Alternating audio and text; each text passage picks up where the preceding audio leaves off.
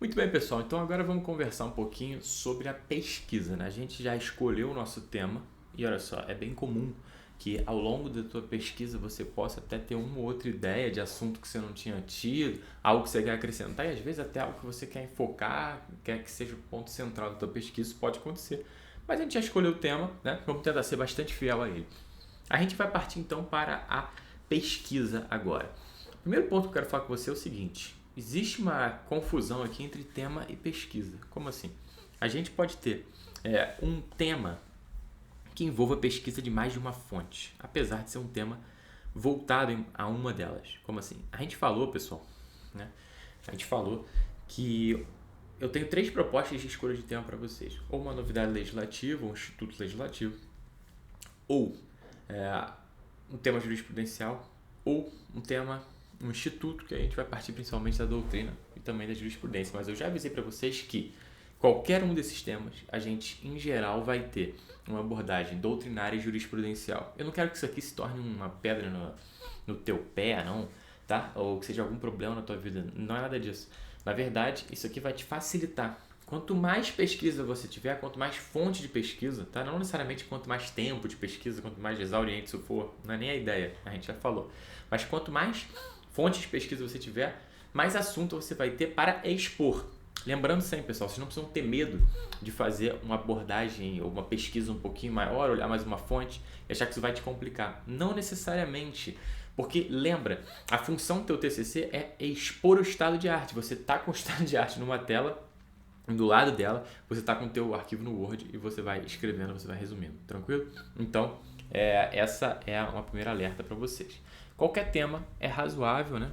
Que a gente faça uma pesquisa nessas duas fontes. Então vamos dar uma olhada no que seriam essas duas fontes. Primeiro, a doutrina, né, pessoal? A doutrina.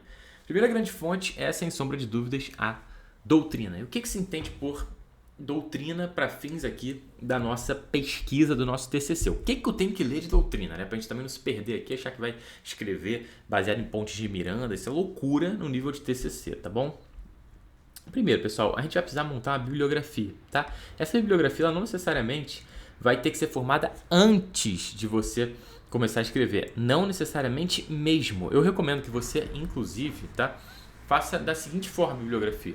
No primeiro momento, você não se importe, não se preocupe em montá-la. Você vai ter ali a lista de livros ou de artigos, enfim, a gente já vai falar que você quer ler. Você vai lendo, estruturando ali, né? Aquela escrita que a gente vai ver no próximo módulo.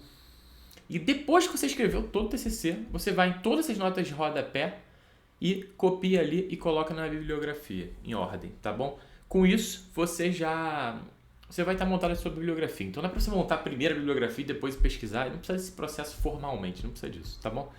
Agora, o que se exige na bibliografia? O que a banca normalmente vai esperar no nível de monografia de final de curso de graduação? Lógico que em pós-graduação, bem mais, mestrado, doutorado, infinitamente mais. Mas numa dissertação de monografia, um trabalho de conclusão de curso de graduação, a boa métrica são 15 obras. Então tem que ter 15 menções na tua bibliografia no final.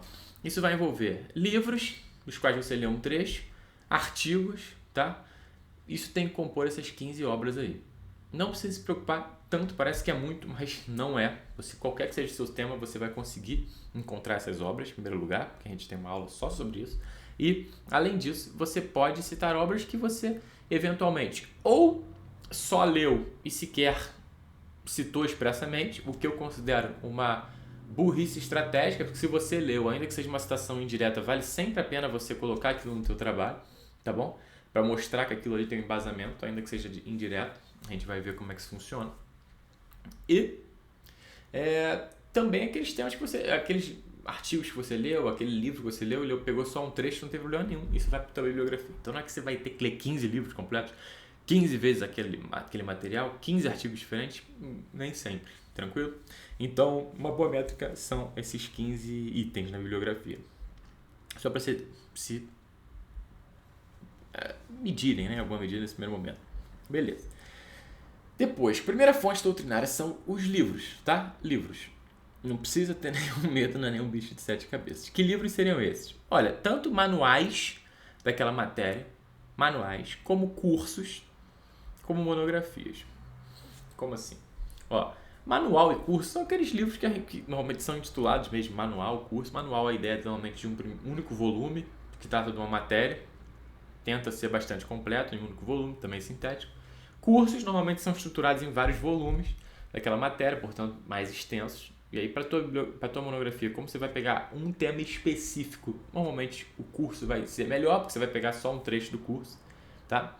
Pode ser que o seu tema seja bastante específico, se quer uma pequena controvérsia lá, o curso normalmente tende a aprofundar mais, embora, galera, também não há nenhuma obrigação de ser assim. Tem cursos que são mais rasos do que manuais de volume único, tá bom? Mas são duas fontes de livro mesmo. Manuais e cursos, que são livros então mais gerais sobre aquela matéria. E também monografias. Como assim monografias? Duas coisas. Primeiro, monografia no sentido de ter livro com um tema só. Então não é nem um manual nem um curso com a pretensão de ser exauriente, mas um livro que fala de um tema. Desde um tema mais geral, como recursos, como um tema mais específico. Então pode ter, seguramente deve haver, inclusive, algum livro sobre o estudo que você está estudando. Você consegue encontrar essa bibliografia. Isso é muito útil, porque em geral vão ter citações mais extensas, em geral a gente vai poder ter uma abordagem mais extensa e te dá uma maior envergadura bibliográfica. Como assim? Uma coisa é eu ficar citando só manual e cursos.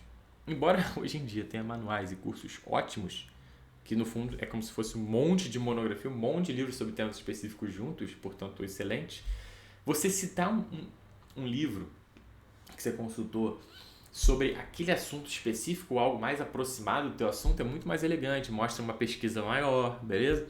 Então, essa é uma primeira função dessas monografias, ou seja, livros sobre temas específicos. 2, você pode constar também na tua faculdade, e até em outras faculdades, a USP, por exemplo, é aberto o banco de monografias de outros alunos, e também dissertações de mestrado e teses de doutorado, ainda que não tenham sido publicadas, ainda que estejam em publicação.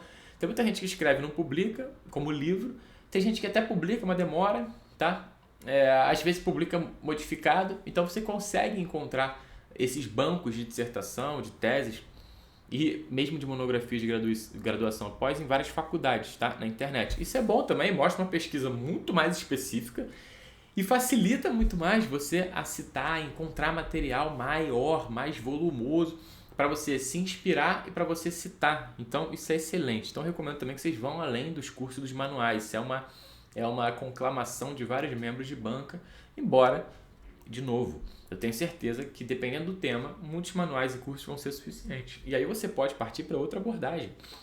Se é um tema, pessoal, que faz parte de um script ali de manual de civil, por exemplo, um curso de civil, pegue uns 5, 6 manuais ou cursos e vai lendo o que cada autor fala sobre aquela matéria. Com isso você já vai ter um panorama geral sobre aquele assunto e vai poder trabalhar em cima disso, tranquilo? Mas tente sempre achar monografias, tanto no sentido de um livro com tema específico, quanto no sentido de monografias, mesmo trabalho científicos que foram lá entregues na faculdade para cumprir o requisito do final do curso, tranquilo? Beleza. Além dos livros na doutrina, a gente também tem uma outra grande fonte, também muito elegante, importante que vocês mostrem isso para a banca, beleza? Que são os artigos, tá? Artigos. Como assim? Artigos são aqueles trabalhos bem mais curtos que são publicados em revistas, ou coletâneas, bancos de artigos, enfim, a gente vai falar sobre isso. Mas são aqueles trabalhos mais curtos, tá? É como se fosse um pequeno capítulozinho de um livro que é publicado autonomamente. Acaba que, infelizmente, né, hoje em dia a gente não tem tanto hábito de ler efetivamente artigos ao longo da graduação, que é um empobrecimento da nossa formação, a verdade é essa. Mas, enfim, tem muito artigo publicado, normalmente eles são muito mais específicos, a gente pode fazer um recorte de um tema específico, possivelmente o seu, e aí vai trazer muito mais citações. Isso, inclusive, é uma boa inspiração para a tua bibliografia, porque às vezes você começa lá, você achou 5 livros, vamos imaginar, 5 materiais sobre aquele assunto. Beleza. Quando você vai lendo cada um deles, a partir das citações deles, você consegue achar mais coisa. Beleza? Então, também, a partir do momento que você lê os primeiros materiais que você teve acesso, você vai encontrando outros, não sem angustia com isso. Onde que a gente encontra esses artigos, então? Primeiro, pessoal, a gente pode encontrar em revistas mesmo de artigos, tá? De vários níveis, qualis A1, A2, A3, B1, B2, B3, enfim, tem uma hierarquia aí detalhada. E essas revistas a gente encontra em duas fontes. Tem várias revistas online, cada vez mais, tá? de várias áreas do saber, né, que as faculdades têm passado por online, da FGV também é online, enfim, tem revistas de alto nível que são totalmente disponibilizadas online, facilita muito pra gente, inclusive para citar, né, textualmente. E tem revistas físicas, que são publicadas ainda fisicamente mesmo, impressa e enviada para quem assina, tá? Isso aqui só faz diferença pra gente na hora de procurar efetivamente esse conteúdo. Segunda fonte de artigos são coletâneas. Como assim? Existem vários livros, pessoal, organizados que são livros de artigos, né? Eu tenho alguns organizados, enfim, normalmente a gente escolhe um tema para o livro e convida vários autores, né? De diversas universidades, de diversos pesos, e cada um deles envia um artigo, né? Que acaba virando um capítulo de livro. Então, é também uma outra fonte interessante. Vocês podem procurar livros sobre o seu tema, e aí normalmente na capa tem um monte de nomezinho, enfim, isso aí é justamente uma coletânea, um livro de artigos em geral, entendeu? Uma organização de livro que tem várias contribuições lá dentro, beleza? Isso também é uma boa fonte, você consegue encontrar nas editoras normalmente, né? Se fizer uma pesquisa no Google, você possivelmente vai encontrar livros, você bota no teu tema ali, livros, e aí vai aparecer, na RT tem bastante, na Juspodium tem vindo bastante também, de direito, enfim, em todas as editoras a gente tem obras coletivas, algumas têm uma tendência maior para isso, outras menos, tá bom? A famosa obra coletiva. Outra fonte, bancos de artigos, tá? Bancos de artigos, onde eu posso encontrar artigo também, se eu não conheço uma revista física, se eu não conheço uma revista online, enfim. Além disso, muitos autores disponibilizam em duas fontes principais. Primeiro é a academia.edu. O academia.edu é um site que concatena contribuições de diversos autores. Então, é como se fosse uma rede social nerd, na verdade. Eu tenho lá um perfil na academia.edu. Eu posso fazer um upload de trabalhos meus. Às vezes saiu numa revista, mas eu faço um escaneamento daquele meu capítulo e publico na academia.edu. Eu nem faço muito isso, para ser sincero. Mas muitos autores e autores de peso costumam colocar material lá. Então, a academia.edu é também uma boa fonte. Você pode procurar tanto pelo autor quanto pelo tema, beleza? Então, dê uma olhada lá. E também tem o Google Acadêmico. Muita gente ignora o Google Acadêmico, mas lá tem um enorme banco de artigos, enorme, das principais revistas, inclusive nacionais e internacionais. Então, também tomem cuidado aí, ou aproveitem, né, o Google Acadêmico. Isso aí está à distância de um clique da gente, a gente às vezes fica dificultando a passar a tarde inteira na biblioteca, sequer a necessidade disso, tranquilo? Agora, tomem cuidado, pessoal, para ultrapassar, para não... Você pode até citar, se o teu tema for muito específico, se for uma novidade legislativa, se for uma decisão jurisprudencial que você quer ver a visão da doutrina a aquele respeito, mas é uma decisão muito recente, em geral você vai encontrar rapidamente artigos em sites. Como assim? São aqueles pequenos artigos, como se fosse uma coluna no site. Então tem o consultor jurídico, tem o Jota, tem enfim, o Migalhas. Todos esses portais jurídicos, eles têm artigos, têm colunas.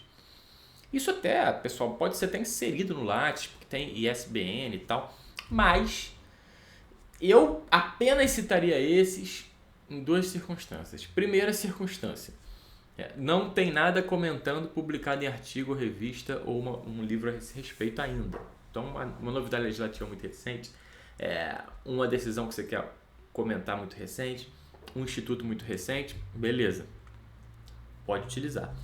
E dois, para corroborar aquela pesquisa anterior, beleza? Então, já tem bastante coisa de citações mais elegantes, mais robustas, você pode citar também. Não é um pecado citar isso por si só. O que é pecado se reclama muito, tá? E é unânime, de fato, pessoal, é deselegante num panorama acadêmico, vocês podem achar que isso é vaidade ou não, é só citar artigos de site. Isso revela, primeiro, uma certa preguiça de pesquisa. Pode ser que você tenha esgotado os estudos nos sites, enfim, que tenha encontrado todos os artigos, e os artigos sejam de peso. Tem muitos artigos que são até densos nesses sites, tá? Mas a verdade é que revela ali uma certa preguiça nessa pesquisa, que eu não acho que sequer seja parte mais trabalhosa do TCC, tá? A gente vai dar ferramentas para vocês aqui para fazerem essas pesquisas de maneira mais prática, mas revela essa preguicinha e também fica pouco elegante, tá? É uma pesquisa mais rasa e os artigos são mais rasos. Então usem ou como complemento ou para aqueles temas que realmente são muito recentes e aí longe de parecer uma preguiça, vai mostrar até que vocês são diligentes e já encontraram artigos mais atualizados. Muito bem, mas tomem cuidado para não ficar só nos artigos de site. Isso é uma reclamação muito comum também de membros das bancas. Beleza? Agora, dicas estratégicas para vocês encontrarem esses materiais aqui. Primeiro, usem, procurem sempre obras específicas ou sobre o grande campo no qual está inserido aquele teu instituto ou aquela decisão, ou sobre o próprio instituto em si. E nessas obras específicas vocês têm que se preocupar em procurar sempre, né, citar sempre os principais doutrinadores nacionais. Isso varia um pouco de banca para banca, de orientador para orientador, mas fica mais elegante, dá um peso maior, né? É um escudo maior para críticas que vão vir da banca eventualmente, você pelo menos buscar citar os principais doutrinadores. Né? Você não precisa esgotá-los, você não precisa também ir para os clássicos, não é isso. São aqueles nomes mais correntes, aqueles que produzem mais, aqueles que são autores dos principais livros, beleza? Aqueles que você já ouviu falar. Então pare de se seduzir só por artigos muito específicos ou assuntos muito específicos, embora esses possam ser a grande preciosidade, a grande pérola na tua pesquisa, ainda que seja de gente que não tem tanto nome. Citem também alguma coisa, nem que seja na parte mais geral, na parte mais introdutória, de autores com maior peso. Isso deixa a sua bibliografia mais bonita, isso dá uma maior robustez para o teu trabalho, e não é que seja uma pesquisa difícil, de novo, não é. Citar os principais autores é mais fácil, você de repente tem esse livro em casa, ou consegue achar esse livro fácil na internet, ou artigos deles, enfim, e-books, você consegue achar numa biblioteca esses livros dos autores principais, nem que seja para citar essa parte introdutória, para dar uma elegância para o teu texto, beleza? E seguinte, outra dica prática, pessoal, outra dica prática, a gente não pode ser mais real que o rei.